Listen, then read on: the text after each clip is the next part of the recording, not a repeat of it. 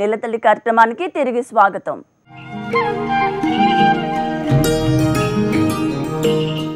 వేసవి వస్తుందంటే చాలు కూరగాయల ధరలు ఆకాశాన్ని అంటుతాయి. మాంసాహారంతో పోటీగా కూరగాయల ధరలు మార్కెట్లో పలుకుతుంటాయి. ఉష్ణోగ్రతల పెరుగుదల, వాతావరణంలో మార్పులే పంటలకు ప్రతిబంధకాలుగా మారుతాయి. వేడి గాలులతో మొక్కల పెరుగుదల లోపించి పూత పిందెలు రాలటంతో దిగుబడులు తగ్గుతాయి. ఈ క్రమంలో అన్నదాతలు ఈ సమస్యలను అధిగమించేందుకు వేసవిలో తీగజాతి కూరగాయలు సాగు చేయాలని ఉద్యాన శాస్త్రవేత్తలు పేర్కొంటున్నారు. కూరగాయల్లో ప్రధానంగా అధిక పోషకాలు, ఏడాది పొడవునా డిమాండ్ ఉన్న కాకర, బీర, సోర, చిక్కుడు వంటి పంటలను ఎంపిక చేసుకోవాలంటున్నారు. అందులోనూ సాధారణ పద్ధతుల్లో కాకుండా పందిరి విధానంలో సాగు చేయాలంటున్నారు. కొద్దిపాటి మెలకువలు, సరైన యాజమాన్య పద్ధతులు అవలంబిస్తే అధిక లాభాలు గడించవచ్చని చెబుతున్నారు.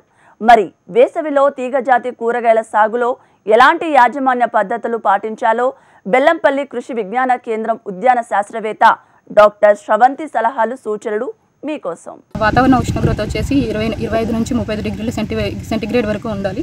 ఒకవేళ ఉష్ణోగ్రత అనేది 18 డిగ్రీల సెంటీగ్రేడ్ కంటే తక్కువగా ఉన్నట్లయితే మనకు పూత పింద రాలిపోతుంది. అదేవిధంగా ఒకవేళ 35 నుంచి 36 డిగ్రీల సెంటీగ్రేడ్ కంటే ఎక్కువగా ఉన్నట్లయితే మనకు ఈ ఆడపూల సంఖ్య అనేది తక్కువగా వచ్చి మగపూల సంఖ్య అనేది ఎక్కువగా ఉంటుంది. సో ఈ విధంగా మనకు వాతావరణంలో ఉష్ణోగ్రత అనేది 25 నుంచి 35 డిగ్రీల సెంటీగ్రేడ్ మధ్యలో ఉన్నట్లయితే మనకు దిగుబడి అనేది బాగుంటుంది. అదేవిధంగా నేలల విషయానికి వచ్చినట్లయితే తీగజాతి కూరగాయలు దాదాపుగా అన్ని నేలలు పండించడానికి అనుకూలంగా ఉంటాయి. చాలా వెరైటీస్ మనకు మార్కెట్లో అందుబాటులో ఉన్నాయి. అందులో బీరలో చూసుకున్నట్లయితే మనకి ఎండాకాలానికి పూస నజ్దర్, ఇంకా మనకు అర్కా ప్రాసను, ఇంకా జైపూర్ లాంగ్, జగిత్యాల లాంగ్ ఇలాంటి వెరైటీస్ ఉన్నాయి. అదేవిధంగా మనకు కాకర, సోర వీటిల్లో కూడా మనకు మంచి వెరైటీస్ అవైలబుల్గా ఉన్నాయి. ఇవి కాకుండా మనకు హైబ్రిడ్ వెరైటీస్ కూడా అవైలబుల్గా ఉన్నాయి. అదేవిధంగా హైబ్రిడ్ వెరైటీస్ అయితే మనకు హైబ్రిడ్ వెరైటీస్ కానీ సూటి రకాలు కానీ మనకి ఎకరానికి దాదాపుగా బీరలో అయితే 600 నుంచి 800 గ్రాముల విత్తనం సరిపోతుంది ఎకరానికి. అదేవిధంగా సోర మరియు ఇతర కాకర, బూడిద గుమ్మడి ఇట్లాంటి వాటిలో చూసినట్లయితే మనకి ఎకరానికి 1 కిలో నుంచి 1.5 కిలోలు. అదేవిధంగా బూడిద గుమ్మడిలో చూసినట్లయితే మనకు 2 కిలోల నుంచి 2.5 కిలోలు ఎకరానికి విత్తనం సరిపోతుంది. నేలని 2 నుంచి 3 సార్లు దున్నుకున్న తర్వాత మనం ఆఖరి దుక్కులో 20 టన్నుల పశువుల ఎరువు వేసుకోవాలి. ఈ విధంగా వేసుకున్న తర్వాత వేసవిలో మనము ముఖ్యంగా ఈ తీగజాతి కూరగాయలు పండించుకోవడానికి రిడ్జ్ అండ్ ఫర్రో సిస్టమ్ కానీ లేదంటే రైజ్డ్ బెడ్ సిస్టమ్ కానీ ఫాలో అవ్వాలి.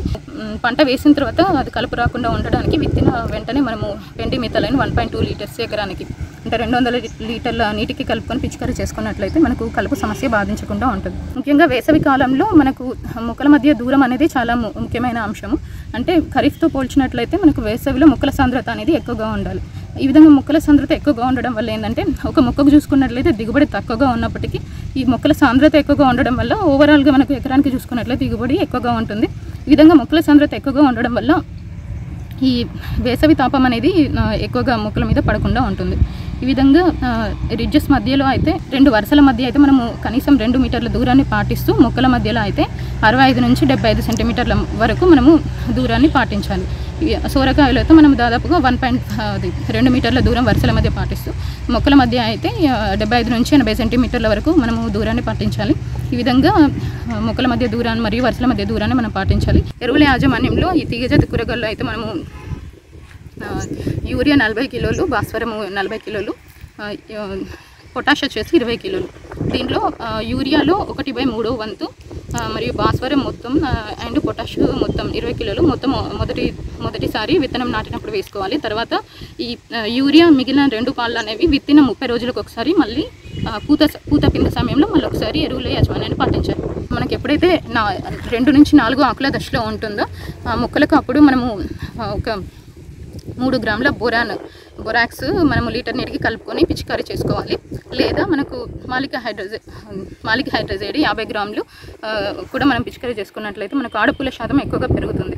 ఎందుకంటే ఎండ వల్ల ఎక్కువగా మగపూలు వచ్చే అవకాశం ఉంటుంది కాబట్టి దాన్ని తగ్గించుకొని దిగుబడిని పెంచుకోవడానికి ఈ విధంగా మనం హార్మోన్ల వాడకం అనేది తప్పనిసరి వాడాలి. ఇదే కాకుండా మనం ఇతరులు కూడా 2.5 ml 10 లీటర్ల నీటికి కలుపుకొని పిచికారీ చేసుకున్నట్లయితే మగపూల సంఖ్య తగ్గి ఆడపూల సంఖ్య పెరుగుతుంది. వెర్రి తెగులు ఎక్కువగా వస్తుంటుంది. ఈ వెర్రి తెగుల్ని ముఖ్యంగా మనకు కలుగజేసేవి మనకు ఈ పేనుబంక పురుగు ఉండడం వల్ల మనకు ఈ వెర్రి తెగులు ఎక్కువగా వస్తుంటుంది. వెర్రి తెగులు ఎప్పుడైతే మనము గమనిస్తామో వెంటనే ఆ మొక్కని పీకేసి దూరంగా తీసివేసి కాల్చివేయాలి. అదేవిధంగా పేనుబంక వల్ల ఇది ట్రాన్స్ఫర్ అవుతుంది కాబట్టి దాన్ని నిర్మూలించడానికి డైమిథోయేట్ 2 ml లీటర్ నీటికి కలుపుకొని పిచికారీ చేసుకోవాలి. ఈ విధంగా చేసినట్లయితే మనకు ఈ వెర్రి తెగులు అనేది నివారించబడుతుంది. అదేవిధంగా వివిధ రకాల తెగుళ్ళు అంటే బూజు తెగులు, బూడిద తెగులు ఇవి కూడా వస్తుంది. మ్యాంకోజెబ్ 2.5 ml లీటర్ నీటికి కలుపుకొని పిచికారీ చేసుకున్నట్లయితే బూజు తెగులు నివారించబడుతుంది. అదేవిధంగా బూడిద తెగులుకు మనకు డైనో క్యాప్ 1 ml లీటర్ నీటికి కలుపుకొని పిచికారీ చేసుకున్నట్లయితే బూడిద తెగులు కూడా నివారించబడుతుంది.